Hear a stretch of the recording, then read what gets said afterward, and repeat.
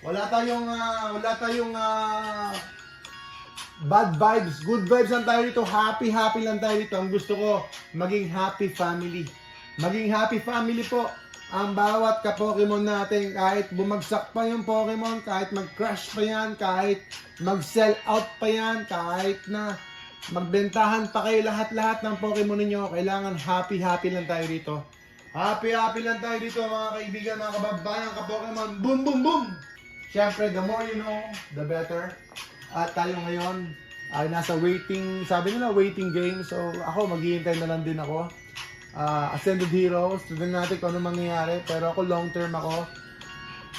So, congrats na lang. Okay, at saka God bless na lang po sa mga flippers, sa mga nagbebenta kaagad, sa mga makakabili, then magbebenta, then go ahead. It's your own call, it's your own diskarte, bahala po kayo. But I think you can make some money there. I think it all depends.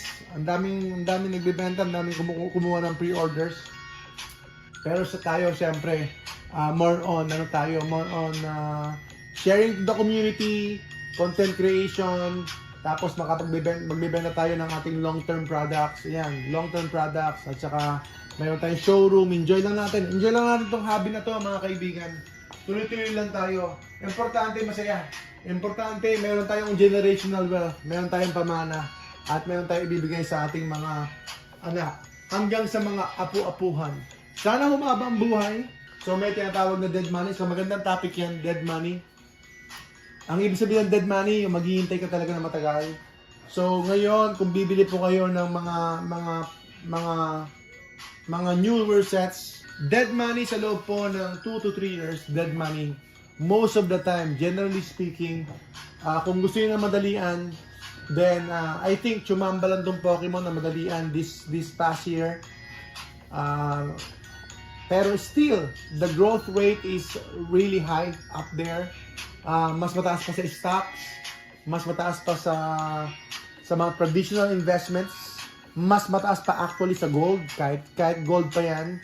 Mas mataas pa sa gold and silver kasi nag-double lang po yung price ng gold since 2024, nag-double lang po siya. Pero yung Pokemon, nag-double ba? Hindi lang po nag-double. Hindi lang po nag-double ang Pokemon, mga kaibigan. Hindi lang po nag-double, mga kababayan ka Pokemon. Boom, boom, boom! Mga kaibigan, mga kababayan ka Pokemon, tuloy-tuloy lang tayo. Basta for fun lang tayo. Manalo, matalo, malugi, mag-boom, boom, boom. It doesn't matter. Okay lang yan. Basta importante, nag-enjoy lang kayo. At ang ini-spend ninyo, yung disposable income. Ang ginagamit po ninyo, hindi po yung pang tuition fee, hindi po yung pang electric bills, hindi po yung pang food budget, hindi po yung pang necessities. Ang kailangan ninyo, pang luho budget. So, sa tanong niyo ako, sir, paano ho ba magkaroon ng luho budget? Then, side job, sideline, side hustle, magtipid, o kaya mag-budget, mag-allocate, o kaya magbenta ng mga gamit sa bahay na hindi na kailangan, o kaya mag-scrap, mag-junkyard, ano pa kaya? So, lahat, side hustle, sideline. So, yun po yung extra. So, magtitipid po talaga, mga kaibigan. Kasi kung gagamitin nyo naman ay food budget o kaya utilities budget niyo yung gagamitin nyo pang Pokemon. Nako po, hindi po happy wife yon. Maniwala po kayo, hindi po happy wife yon, mga kababayan ka Pokemon. Hindi po happy wife yon. Ano po yon? Angry wife, hindi po angry birds. Angry wife. Mga kaibigan, mga kababayan ka Pokemon.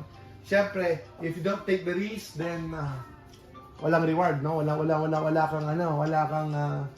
kang chance pag wala pong risk. So we're just taking risk dito po sa ating Pokemon hobby.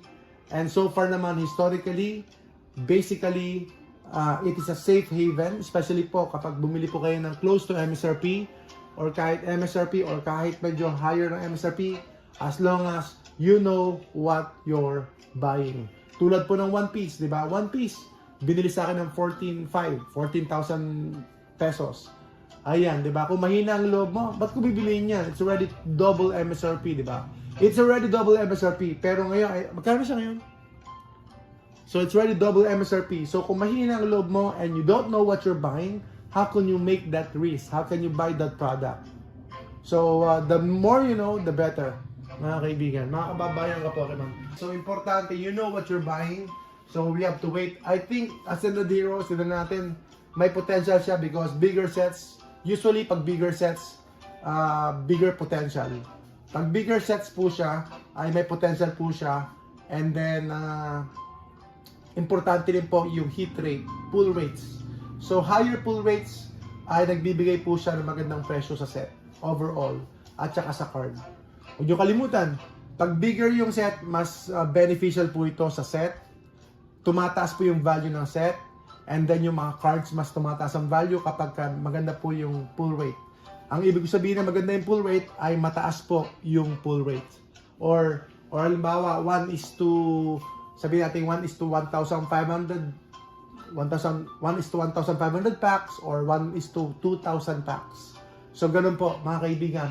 I think ang God Pack, I don't know kung ano ang God Pack ng Prismatic Evolutions. I think, at least they're saying, narinig ko po, 1 is 2,000 packs. Parang ganun. At least ganun. So, wala pa hong number nung nakaraan. Ewan ko kayo kung may number na po sila. So, yun po, medyo mataas yung pull rates po ng Prismatic Evolutions. Kung kaya't, mataas po yung presyo ng mga cards. That helps. So, bilihin niyo habang hindi pa ho umakyat or hindi pa ho sikat, hindi pa ho mabenta. So, bilihin niyo. So, ako rin po, bibelo din ako. Pero, okay lang, magkaroon tayong breather. Ano yung sabihin ng breather? Ibig sabihin, pahinga muna yung bulsa. Pahinga muna yung bulsa! Woo! Pahinga muna yung bulsa, di ba?